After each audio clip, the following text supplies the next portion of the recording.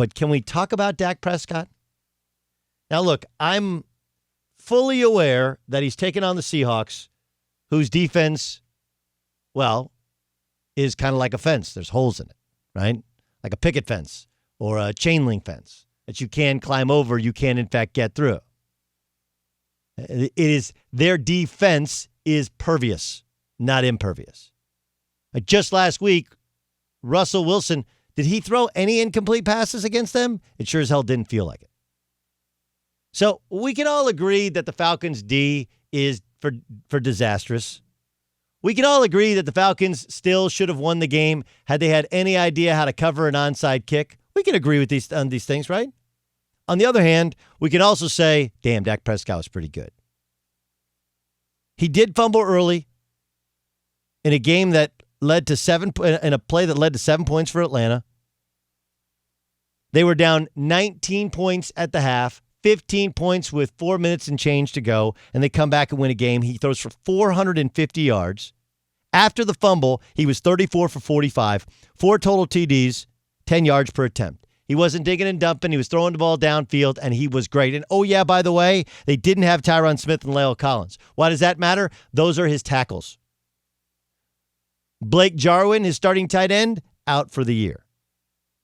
8 possessions. They scored on every possession except for 2. One was taking a knee at the end of the first half. The other was a turnover on downs early in the fourth quarter. I mean, look, they had a fake punt at their own 30 in the first half. There was plenty of errors to go around with the Dallas Cowboys. Some people said I'm a Dak hater. I am not. I think he's a damn good quarterback. He's good. I just didn't think he was at the level of Mahomes, Watson, Wilson, Aaron Rodgers. I've just always been a realist that he's solid. Right? More trailer than truck. More Draymond than Steph. But on Sunday, ooh. Now, again, this is a team, the Falcons, that are 0-2. This is par for the course for the Cowboys. Good against the bad teams, bad against the good teams. He is coming off a pitiful performance, one of 7 on third down against the LA Rams on the road on Sunday Night Football. But a blind man can see he was pretty spectacular on Sunday. And while he wasn't solely responsible for the miraculous come-from-behind win, right, you did need all of the backups blocking for him. You did need great plays by wide receivers. You did need scheming. You did need the fact that the Falcons' defense is a joke. You did need all of these things. And you did need a great onside kick, the recovery of the onside kick, and a made field goal. These things don't always happen. They do not happen alone. I am not saying he did it alone. But for Dak Prescott, who is operating on the franchise tag, coming off a poor performance in a standalone game on Sunday Night Football, I mean, how can you not credit a guy who's 34 for 45 after he fumbles the football? He did what the great players do. Okay? Yeah, he probably started the fire with the fumble. But then he put out the fire and then some. He raised up his entire... That's what a quarterback does. That's what a franchise quarterback does. The Cowboys got to a point where they had to almost be perfect, and they needed their quarterback to carry them. Despite the fact he didn't have his 2 starting tackles, who are the 2 highest-paid starting tackles when their contract was signed at their position in the National Football League. And you know what? He did it. And what you can't... What I found in this business is you have to tout yourself when you're right. You do, because if you don't, nobody else is going to. But you also got to be fair and say, I crushed him last week. I thought he exposed himself as being good, not great.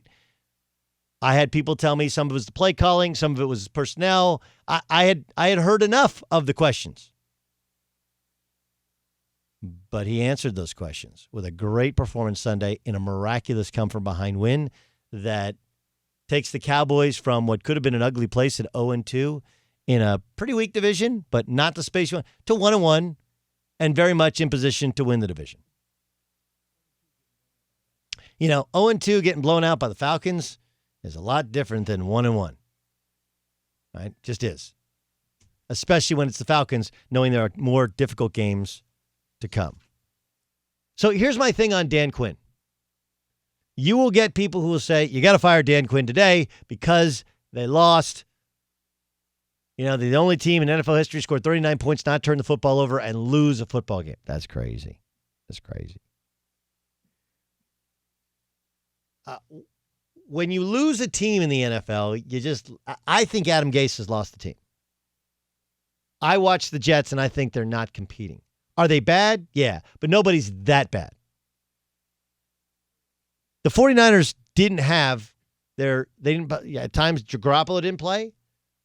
Nick Bosa didn't play. Their starting wide receivers are all hurt. George Kittle didn't play at all. One of their running backs got hurt in the game. Like they're complete, and it wasn't close. Like I feel like the Jets have to fire Adam Gase because whatever he's done to rub guys the wrong way, they ain't playing for him. Whereas, say what you want about whether it's Flores or what's my man's name in Jacksonville, like Doug Marrone's done a good. Doug Marrone got rid of the name guys, and the no-name guys, the ones that are playing, they're balling. They're within a whisker of being 2-0 on the season. Marrone gets to keep his job. Adam Gase should lose his job. Here's the thing on Atlanta. I think you make a change if they no-show, if they don't compete this coming weekend. Because that's when you really know who's locked in, like who still has command of, because they did play great to get that lead. They did collapse. And then there's some just crazy things. The onside kick, obviously not having the practice time, whatever worked with the special teams was a disaster. But Dan Quinn has the Bears at home. If that team doesn't come out and wallop the Bears, then you can fire him. The Bears put up 17 points against the Giants. They are not the greatest show on turf. If Atlanta can't beat the Bears, then, and they don't compete, well, then feel free. Send him his walking papers and move on. I watched Sunday Night Football last night, and a couple things that we had told you came to fruition. Jamal Adams is a great player, but he's what's known as a box safety. Right? He makes so many great plays against the run, plays in the box. It's amazing. But the Patriots also know he's not great in coverage. He's not Derwin James, who has the ability to cover wide receivers, and the Patriots did what they do. How do we win this game? Let's find the best matchup. And that was Jamal Adams covering Julian Edelman. Right? And, I thought it was a bad play call to only give him a run option and just go kind of single wing, snap it back to him. I don't know. I didn't love it. You could have gone with jump pass. You could have done a little RPO. I mean, he's an unbelievable RPO quarterback going back to his college days. He's done it in high school and in junior college. Like, I don't understand why but whatever. They're the Patriots. They saw something that they felt like they could expose, and the Seahawks wouldn't have it. He also, he threw a ball too hot and too high, too hard to Edelman, who was open on what looked like a post a couple plays previous to that. So they had a chance to win the game. But they had a chance to win the game because the Seahawks are just not good on defense. Right now, third down or 29th in the NFL, 17th in the red zone. We told you, if you don't have a top 10 defense, you're not winning this thing. And Russell Wilson is great. The 23rd in pass protection, 25th in run blocking. You would expect that, as most years with Seahawks, to improve. But the defensive front four, not doing it. There's a reason that they wanted Jadeveon Clowney. Granted, they wanted him at a discounted rate, but they wanted him because they need to generate a pass rush, and they cannot. And it's one of those things where I feel like Russell Wilson may end up being, this year's Aaron Rodgers, where so many times Aaron Rodgers' great seasons were ruined by the fact his defense was atrocious. Tony Romo had much the same problem at times with the Dallas Cowboys. Now, some of that is Aaron Rodgers' fault and Russell Wilson's fault because it wasn't like they turned down money when they got their new contract. And when those contracts hit, it is going to limit your ability to spend freely to either keep guys.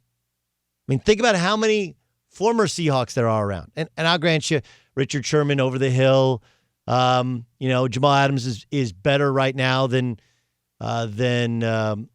what's his name? Earl Thomas, who's out of the league. Earl Thomas burned that bridge. But you can't tell me that they wouldn't have more talent or the ability to keep Jadeveon Clowney even on a short-term deal if Russell had taken less money. He makes a lot of money. And he's allowed to. He's a great player. But something has to give, and what's given is his defensive line, his offensive line. They haven't been able to patch things up and hide those things because they've been so busy. And, they found a great wide receiver in the second round. And, they've spent a first-round pick on a running back, and they didn't need to because Chris Carson, who was like a seventh-round pick because he was always hurt at Oklahoma State, is just as good as anybody you can get. You don't need to spend early-round draft picks on a running back. Seattle is case in point. But I look at this thing, and I'm just going to tell you, I think Russell Wilson might be the best in the business. And I've been an Aaron Rodgers guy, and Aaron was great yesterday. But Russell Wilson is amazing. And they're 2-0 in a division where suddenly the San Francisco 49ers look fallible because they're so banged up. The Rams are okay, although they're 2-0. The Cardinals are surprising, but he's the best and most experienced of the quarterbacks. But their defense stinks.